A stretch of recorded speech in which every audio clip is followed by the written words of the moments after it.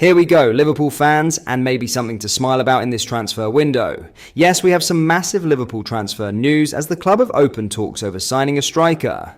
In today's video, as always, we will break this down and provide you all of the details whilst also going over all of the latest Liverpool news from the last 24 hours. There is so much to cover in today's video. But first, hit the like button and subscribe to the channel for daily Liverpool content. Firstly though, Liverpool are no longer expected to sign last summer's number 1 midfield target Martin Zubimendi, with a deal to join Arsenal now virtually completed. Zubimendi's U-turn on a decision to join Liverpool ahead of the current campaign led to a remarkable upturn in fortunes for Ryan Gravenberch. Despite the Dutchman's world-class form, however, there had been suggestions that the Reds could return for Real Sociedad's number 4 at the end of the season. But the Mail's Sami Mokbel now reports that Zubimendi is set to join Arsenal next summer, with a £51 million transfer virtually completed. That would effectively mean the player himself has agreed to join, as the formalities of any move from Real Sociedad are smoothed over by a release clause in his contract.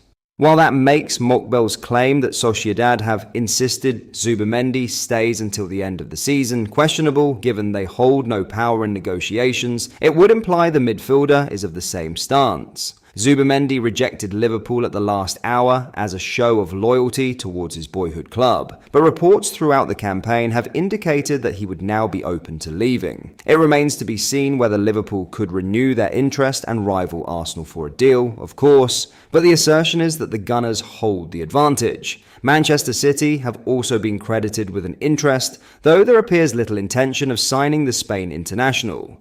If Zubimendi does join Arsenal as expected, it cannot be considered a major blow to Liverpool, with their priorities arguably elsewhere following the rise of Gravenberch. Though much will hinge on contract talks with Trent Alexander-Arnold, Virgil van Dijk and Mohamed Salah, the obvious areas in need of address come at centre-back, left-back and up front. Another midfielder could be required if the likes of Tyler Morton and Wataru Endo depart, while there are question marks over the long-term future of Harvey Elliott. But as the plight of those players so far this season has shown, Arne Slot has an unwavering faith in his 4 regular starters in Gravenberch, Alexis Mac Allister, Dominic Szoboszlai and Curtis Jones.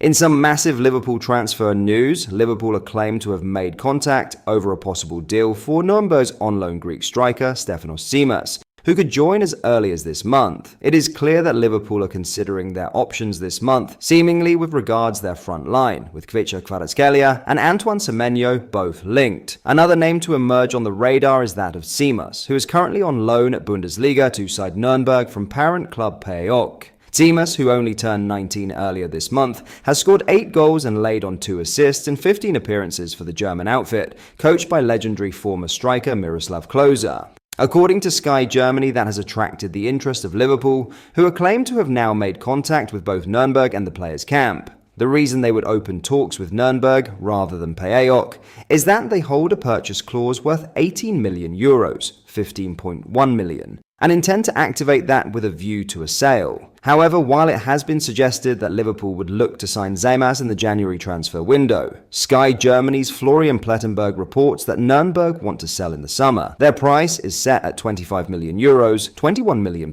which resembles a tidy profit on their potential outlay, and also the most any club would have paid for a Greek player in history. Chelsea, Brighton, Aston Villa, and many Bundesliga clubs have been informed of the conditions of a possible deal, but it appears as though Liverpool have taken the initiative. Plettenberg claims a phone call was held last week to establish interest in Tsimas, who would likely be open to a move to Anfield. Tsimas is a 6-foot striker capable of driving at defences with the ball at his feet, or peel off the shoulder of defenders with dangerous runs, and has shown an impressive array of finishes for PAOK and Nuremberg. He is yet to be capped by the Greece national team, but it is only a matter of time before he joins Kostas Tsimikas at international level. There will of course remain doubts over the legitimacy of reports linking Liverpool with Tsimas, with it often the case that agents and clubs will tout the Reds as suitors in order to generate wider interest. But it is a story worth keeping an eye on, particularly given the uncertainty around Darwin Núñez's long-term future. What do you make of this transfer story? On paper, Stefanos Tsimas seems like a very exciting prospect to bring to Anfield.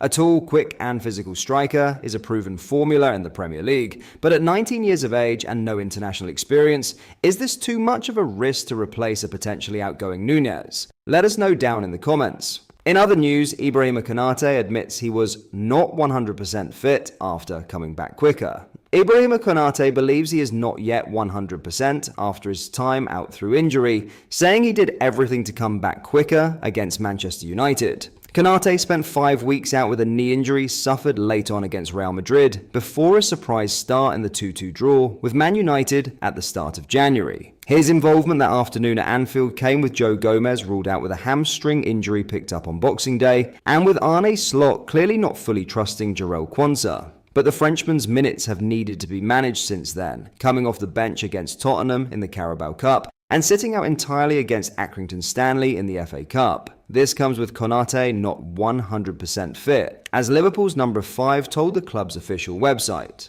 "I feel good, not 100%, but I just worked on it to come back and to fix my knee because I knew a great game was coming," he explained. "And when I saw the injury of Joe Gomez, I hope he will come back very quick because he's a very important player for us. I just tried to do everything to come back quicker because the game was so important and I wanted to play against Man United. Now we are here to come back 100%.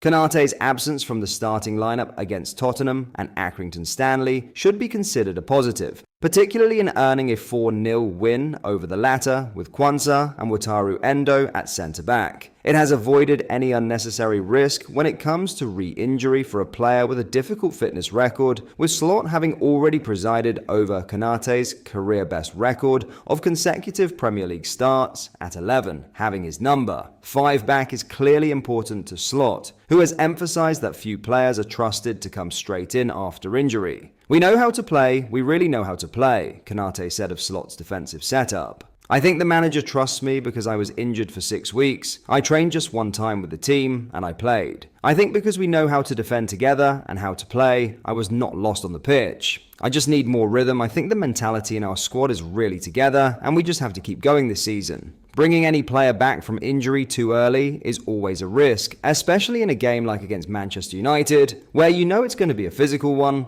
Konate is one of our strongest defenders, and despite the depth crisis we have at the moment in our back line, I still think it's too risky to bring a player back that early when even he knew he wasn't ready. The last thing we want is a player like Konate to aggravate his injury and have him out for longer, especially with the uncertain future of Van Dijk. I'm glad this didn't happen, but it's still worrying that it was allowed to happen on Slot's behalf. But what are your thoughts on Konate's comments? Let us know down in the comments. But that is all we have time for today. Make sure you do like the video if you enjoyed, and subscribe to the channel so you can join our fast-growing community of loyal Liverpool fans. Be sure to also comment any thoughts about today's stories down in the comments. Thank you once again for watching. I'll see you in the next video.